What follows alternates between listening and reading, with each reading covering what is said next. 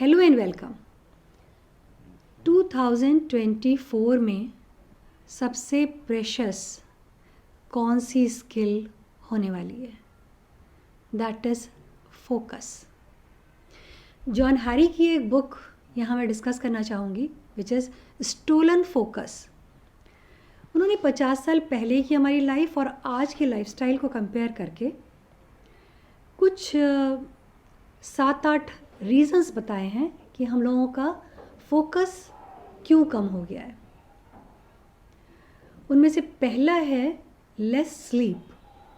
50 साल पहले on an average पूरी दुनिया में लोग जितना सोते थे उससे आज पूरी दुनिया के लोग 1 घंटा कम सो रहे हैं।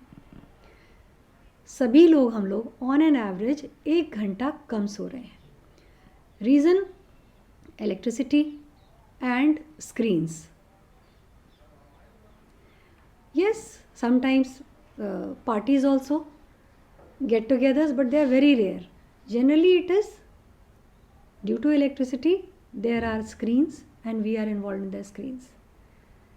Second reason for stolen focus is changing tasks.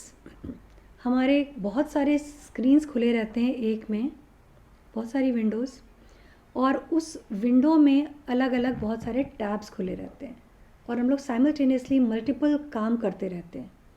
हमारे दिमाग बहुत तेज़ हो गए हैं, प्रोसेसिंग बहुत तेज़ है, लेकिन उसके साथ ही साथ उसको एक्सर्शन भी पड़ रहा है और उसका असर हमारे फोकस पे आ रहा है। Third is anxiety.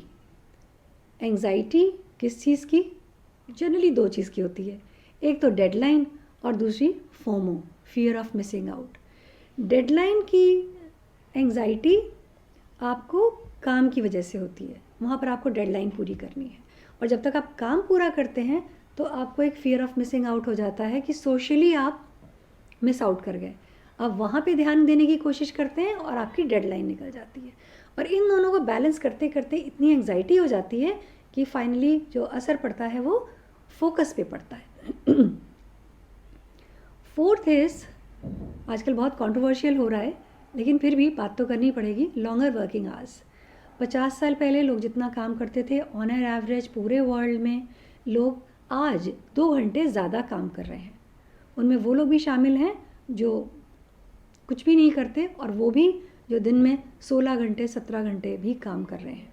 पर ऑन एन एवरेज हम लोग जितना भी काम 50 साल पहले कर रहे थे उससे आज एवरेज 2 घंटे ज़्यादा काम पड़ रहा है हमारे ब्रेन को।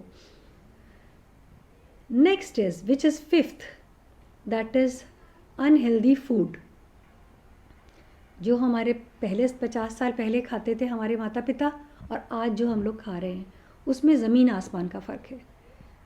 उस फूड में चीज़ नहीं होता था, सॉसेजेस इतनी ज़्यादा नहीं होती थी, फैट नहीं होता था, चिकनाई नहीं होती थी, वो इजी टू डाइजेस्ट होता था। बट हाँ, वो फास्ट फूड नहीं होता था, वो चाइनीज़ फूड नहीं होता,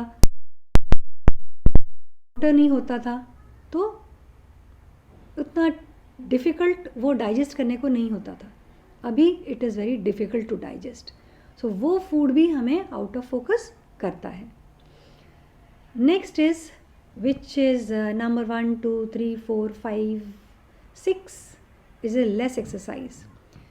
पहले नॉर्मली ऑन एन एवरेज लोग 1 घंटा ज़रूर एक्सरसाइज करते थे और ट्रूली एक्सरसाइज ना भी करें तो उन लोगों के लाइफस्टाइल इस तरीके का था कि लगातार उन लोगों को चलना पड़ता था। आज एस्केलेटर्स हैं, लिफ्ट्स हैं, मूव कर नहीं रहे हैं और हम लोग स्टक हैं स्क्रीन्स के सामने। और फाइनली केमिकल्स। अजीनोमोटो मैंने सिर्फ एक नाम लिखा है, अदरवाइज़ जितना पैक्ड फूड आ रहा है, जितना रैपर के अंदर फूड आ रहा है उसमें सब में कोई ना कोई केमिकल तो है ही है। और भी स्किन पे भी जो केमिकल्स लग रहे हैं वो भी एब्जॉर्ब करती ही है स्किन, और खाने से तो हम लोग लगातार एब्जॉर्ब कर रहे हैं। और पोल्यूशन अपने आप में, जो कि सांस के साथ हम इतना सारा केमिकल बार बार ले लेते हैं, और पानी भी वैसा ही। तो केमिकल्स हर तरफ, ढेर सारे, बहुत सारे केमिकल्स। और फाइनली जो चीज़ एग्जॉस्ट कर रही है वो है बिग टेक। बिग टेक का मतलब डेटा, डेटा का कंजम्पशन, और कंजम्पशन के साथ उसकी सर्विलेंस, और सर्विलेंस का capitalism.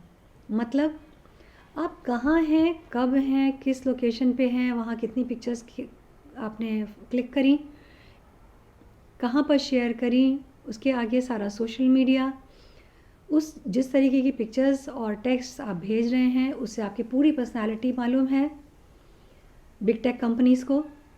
They are fighting between themselves कि किसका सर्च इंजन ज़्यादा अच्छा काम करेगा, कि जेमिनाई बार्ड चलेगा या फिर चैट जीपीटी का 5 वर्जन आएगा। They are fighting between themselves, और जितने एड्स आपको दिखाए जा रहे हैं वो भी आपके सर्विलांस के बाद आपको शो किए जाते हैं। आपको ये मालूम है कि आपका हर डेटा डार्क वेब पे स्टे कर रहा है। ये सारे इश्यूज़ हैं जो कि हमें फोकस नहीं करने दे रहे हैं, और इन सब इश्यूज़ के बावजूद जो ऑर्गेनाइज होगा और ऑर्गेनाइज होकर अपने आप को फोकस्ड रखेगा वही 2024 में सरवाइव नहीं थ्राइव कर पाएगा। Have a very happy 2024।